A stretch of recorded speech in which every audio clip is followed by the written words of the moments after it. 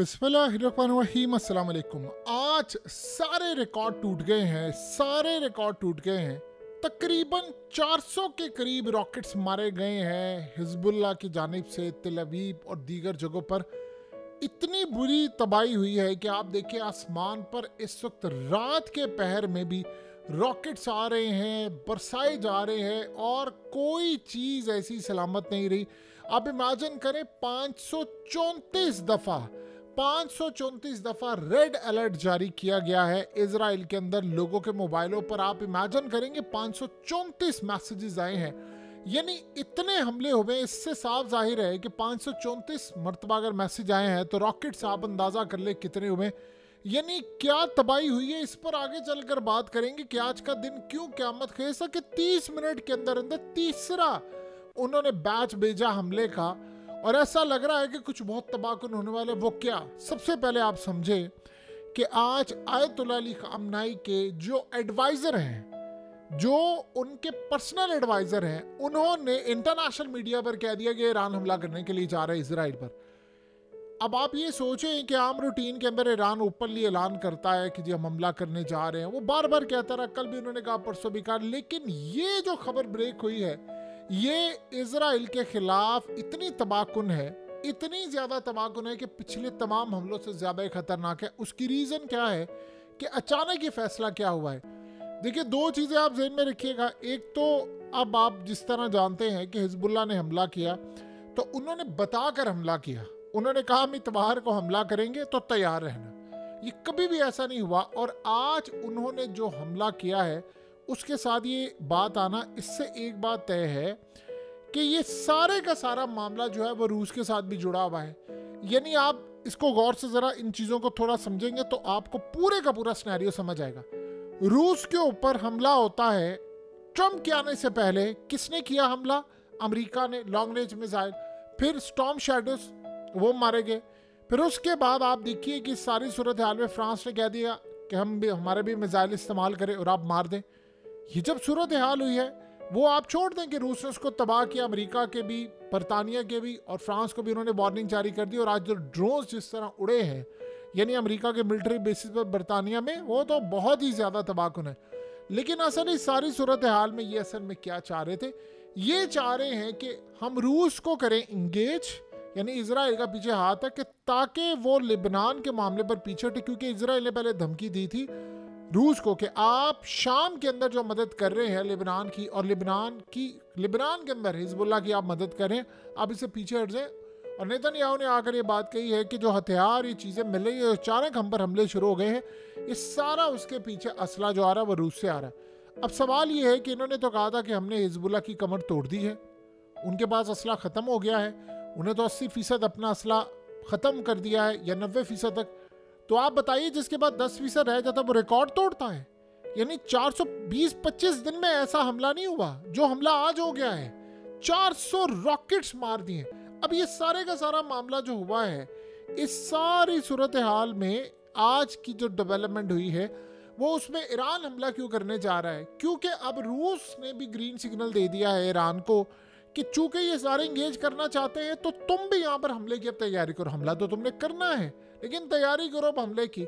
अब जाहिर सी बात है जब ये हमला करेंगे, ईरान की जानिब से जो हमला होगा वो पहले हमले से तो कई गुना ज़्यादा खतरनाक होने वाला है और अगले बताकर करें, और उनको पता है कि हमारा हमला नहीं रोक पाएंगे। अब जब ये हमला वहाँ पर करेंगे तो फिर क्या होगा? अमेरिका इंगेज होगा। अमेरिका ने क्या किया? अपना aircraft carrier USS Abraham Lincoln उसको यहाँ पर ले गए। अब वो किस लिए था? वो तो आया ही था इजराइल को बचाने के लिए कि यहाँ से डिफेंस, यानी जो उनका सिस्टम है, यहाँ से वो ईरान हमला करेगा तो उसके हमले को रोकना है, तो वो तो लेकर चले गए। अब वो अचानक क्या आएंगे? अब इस सारी सूरत हाल में बड़ी अजीबोगरीब यानी सिचुएशन पैदा ये हो गई है कि खाली ये सिलसिला नहीं है, यमन की जानिब से, ये बड़ी अजीब बात है कि यमन की जानिब से ऐलान हुआ है। वैसे ये ऐलान अजीबोगरीब सिस्टम है। जैसे यमन का हाइपरसोनिक मिसाइल था, जब उन्होंने बनाया तो आपको पता किसने ऐलान किया? यमन ने नहीं ऐलान किया, ईरान ने भी ऐलान नहीं किया, अमेरिका ने भी नहीं किया। रूस ने ऐलान किया कि यमन के पास हाइपरसोनिक मिसाइल आ गया और अमेरिका ने डिनाई किया। अमेरिका ने कहा झूठ बोल रहे हैं, सिर्फ हमें डरा रहे हैं। फिर अगलों ने बनाया और बनाकर आपको पता है मारा, और कई दफ़ा मारा, अभी परसों मारा। लेकिन इस सारी सूरत हाल के अंदर जो असल कहानी है वो आज यमन ने ऐलान किया है। अब जरा ऐलान देखिए, है ईरान की खबर, ऐलान यमन ने किया है कि रूस के Su-35 तैयारे इस वक्त पहला बैच पहुंच गया है ईरान में, और ईरान में Su-35 की पहली खेप पहुंच गई है और अब वो इजराइल के खिलाफ इस्तेमाल होगी। अब सवाल यहाँ ये बड़ा हैरानकुन है कि यमन को ये ऐलान करना पड़ा। ये अब आपको बात समझ आ गई, खुद ऐलान नहीं करते। देखिए, दो चीज़ें आप ज़हन में रखिएगा। आज पहली तो बात है, खेप पहुंची नहीं है, एक खेप पहुंची है काफ़ी देर पहले, जैसे S-400 पहुंचा है। अब सवाल ये पैदा होता है, Su-35 यहाँ पर आया है तो जाहिर सी बात है रशियंस भी आएंगे। जैसे यमन के फाइटर्स के बारे में आज सारा मामला क्लियर हो गया है कि अमेरिका ने ऐलान कर दिया कि यमन के फाइटर्स इस वक्त यूक्रेन चले गए हैं, रूस गए हैं, वहाँ से यूक्रेन में लड़ाई हो रही है। इसी तरह रूस के जो एक्सपर्ट है और चीज़ें हैं वो S-400 और ये तमाम चीज़ें Su-35 के लिए वो ईरान में ऑलरेडी मौजूद है। अब सवाल यहाँ पर ये पैदा होता है कि इस वक्त हमले का क्या मतलब है। इस वक्त हमले का ये मतलब है कि अगर ईरान हमला करता है तो अमेरिका यहाँ पर इंगेज हो जाएगा। अब जाहिर सी बात है, अमेरिका इंगेज होगा तो फ्रांस भी इंगेज होगा और बरतानिया भी। आपको पता है ये सारे इजराइल की मदद करने के लिए आ रहे हैं। तो अब रूस ये चाह रहा है कि अगर मेरे घर पर हमला हो रहा है, मुझ पर करे हैं, तो फिर ईरान हमला करे और अमेरिका को यहाँ पर इंगेज करे। अब दो जगह तो आप ओपनली इंगेज नहीं हो सकते, यानी सारे ऐसे चढ़ दो रहे हैं। आप सोचे इलेक्शन कौन जीता है? ट्रंप जीता है। और भाई आप जनवरी का तो वेट कर लें, 20 जनवरी का तो इंतजार कर लें, उसको हलफ तो उठाने दे। हलफ नहीं उसको अभी उठाने देना, लेकिन तैयारी है कि जी वो लॉन्ग रेंज मिसाइल मार दो, रूस पर मार दिए, फिर उसके बाद शैडो मिसाइल मार दो। अब फ्रांस कह रहा है मिसाइल मार दो, तो अगला चुप करके बैठा रहेगा। उन्होंने कहा ठीक है, अब यहां पर मुझे इंगेज कर रहे हो, मैं तुम सबको वहां पर इंगेज करूंगा। आप गौर करें कि आज 400 रॉकेट्स मार दिए उन्होंने। ये 400 का फिगर कोई छोटा फिगर नहीं है, और इतनी तबाही की है, इतनी तबाही की है, इतनी तबाही की है कि आज से पहले ये जंग में इजराइल का जितना भी नुकसान हुआ है, इस तरह की तबाही कभी सामने नहीं आई। और एक बात तय हो गई है कि हिजबुल्लाह के पास जो उन्होंने कहा है कि हमारे पास कम से कम 2 लाख मिसाइल है, वो बात ठीक है। अब यहाँ एक और बड़ी अहम बात है, जो हिजबुल्लाह के सरबराह हैं नईम कासिम, आपको पता है इसराइल ने इंटरनेशनल मीडिया पर कल परसों क्या खबर चला दी थी? उन्होंने कहा हमने मार दिया इनको। यानी ये खबर उन्होंने चला दी थी कि हमने इनको मार दिया, और वो खबर झूठी साबित हुई, ऑफिशियली बात नहीं की। आपको पता है पैटर्न कैसा था?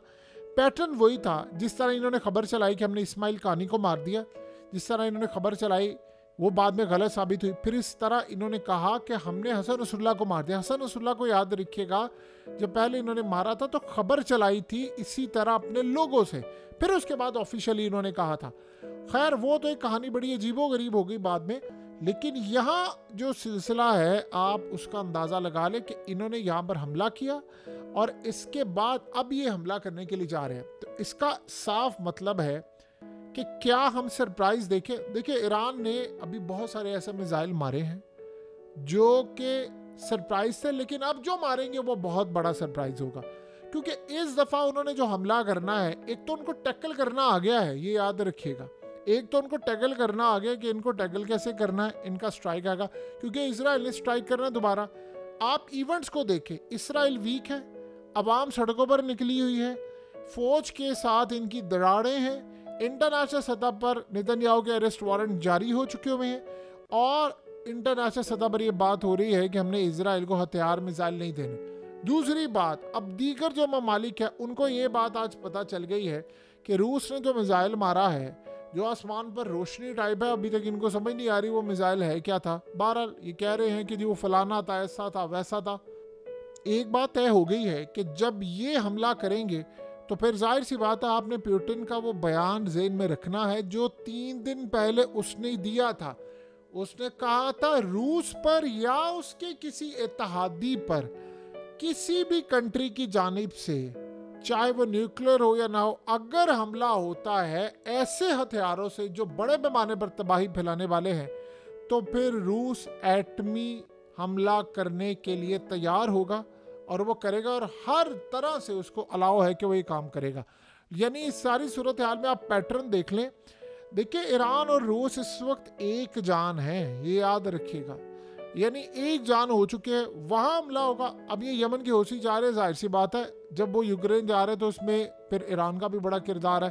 तो आज एक चीज भी हम ज़हन में रख ले, ये भी पॉसिबिलिटी है, होगा क्या ये नहीं पता।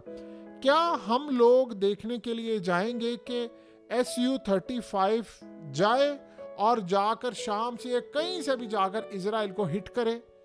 ये भी पॉसिबिलिटी है, लेकिन ज्यादा चांस ये है कि इसको डॉग फाइट के लिए रखा हुआ है कि इजराइल के F-35 आए उनको तबाह करे। नंबर 2 सूरत हाल ये है कि क्या हम इस बात की भी उम्मीद रखें कि ईरान इस दफा यमन के हौसियों और लेबनान के साथ मिलकर हमला करे? ये भी पॉसिबिलिटी है, लेकिन ईरान पसंद करता है कि उसका हमला अकेला याद रखा जाए, इसीलिए वो पावर शो खुद करेगा।